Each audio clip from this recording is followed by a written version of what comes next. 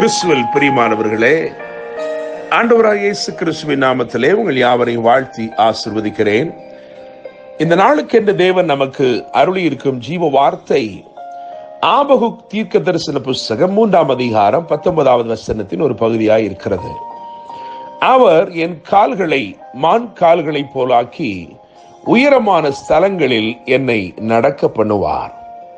என்னை கேட்கிற தேவனுடைய பிள்ளைகளே, இந்த வசனத்தை தொடர்ந்து வேதத்தில் எழுதப்பட்டிருக்கிறது. நெகினோத் என்னும் வாத்தியத்தில் வாசிக்க ராகத்தலைவனுக்கு ஒப்புவிக்கப்பட்ட சங்கீதம்.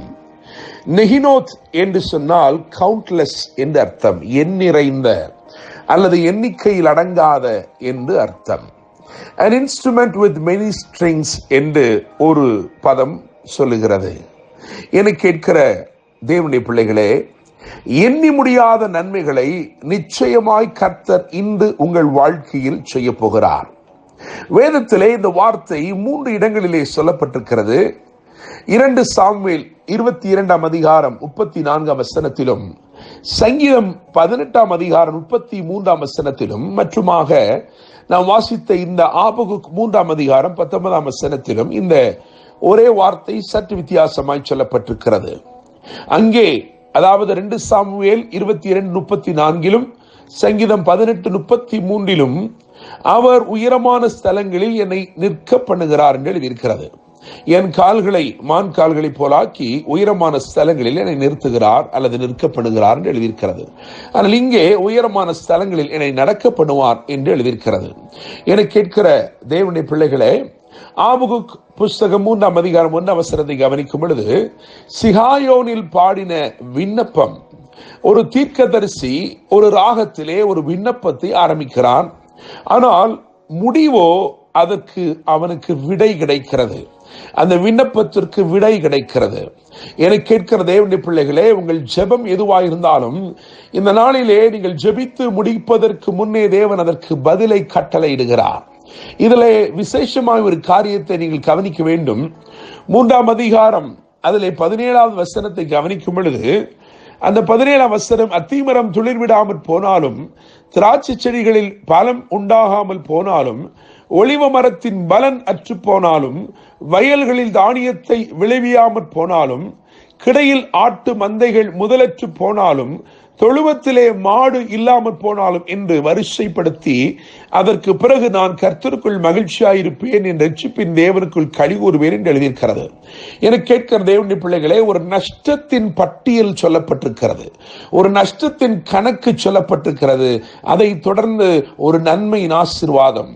இந்த நாள் கர்த்தர் உங்கள் வாழ்க்கையிலே இருக்கிற நஷ்டங்களை நன்மைகளாய் மாற்றும் ஒரு நாளாய் இருக்கிறது. தேவனுடைய பிள்ளைகளே, இந்த வேத பகுதியை கவனித்து பார்க்கும் பொழுது பூமி குறித்து 3 காரியங்கள் சொல்லப்பட்டிருக்கிறது. அவைகளை நான் சொல்லி முடிக்க விரும்புகிறேன். முதலாவதாக 6வது வசனத்தை கவனிக்கும் பொழுது, அவர் பூமியை அளந்தார் என்று எழுதியிருக்கிறது. கர்த்தர் பூமியை அளந்தார்.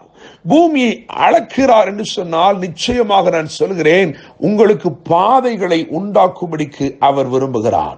அவர் பூமியை எதற்கு அளக்கிறார் என்று சொன்னால், உங்களுக்கு பாதைகளை உண்டு பண்ணும்படிக்கு.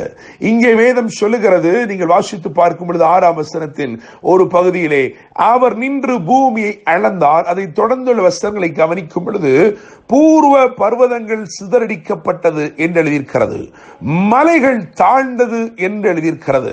அவருடைய நடைகள் நித்திய நடைகளாயிருந்தது. அவர் பூமி எதற்கு அளந்தார், எதற்கு பர்வதங்களை கரைய பண்ணினார் என்று சொன்னால், அவர் வழி உண்டாக்கும்படிக்கு. எனவே பூமி அளக்கும் தேவன் உங்களுக்கு பாதை உண்டாக்குகிறவராயிருக்கிறார்.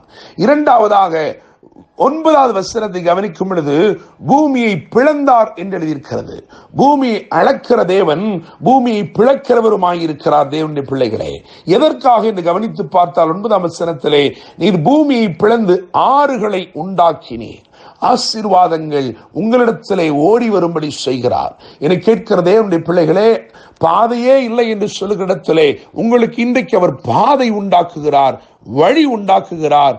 ஆசீர்வாதம் இல்லை என்று சொல்லுகிற இடத்திலே ஆறுகளை உண்டாக்கி நீங்கள் இருக்கும் இடத்திலே அந்த ஆறுகள் ஓடி வரும்படி செய்கிறார். மூன்றாவதாக மூன்றாம் வசனத்தை கவனிக்கும் பொழுது அந்த மூன்றாவது வசனத்திலே பூமியை நிறைத்தார் என்பதை கவனிக்கலாம். மூன்றாவது வசனத்தில் இப்படியாய் சொல்லி இருக்கிறது, அவருடைய மகிமை வானங்களை மூடிக்கொண்டது, அவர் துதியினால் பூமி நிறைந்தது. என்னை கேட்கிற தேவனுடைய பிள்ளைகளே, வானங்களை மகிமையினால் மூடுகிறவர் மகத்துவமான அற்புதங்களை உங்கள் வாழ்க்கையிலே செய்கிறபடினால் பூமியே துதியினாலே நிரம்புகிறது. பூமியை அளந்தார், பூமியை பிளந்தார், பூமியை நிறைத்தார். வேத வசனத்தை கவனியுங்கள். அவரின் கால்களை மான் கால்களை போலாக்கி உயரமான ஸ்தலங்களில் என்னை நடக்க பண்ணுவார். இன்று கர்த்தர் இந்த வார்த்தையின் மூலமாக அல்லது இந்த வார்த்தையின்படியே உங்களை மேன்மையின் பாதையிலே நடக்க பண்ணுவார். நீங்கள் ஆச்சரியமான நன்மைகளை பெற்று புதிய பாதைகளிலே நடந்து புதிய ஆசீர்வாதங்களை பெற்று துதியினாலே பூமியை நிரப்புவீர்கள். கர்த்தர் தாமே உங்களை ஆசீர்வதிப்பாராக. என்னும் அன்புடன் pastor Daniel Moses. God bless you.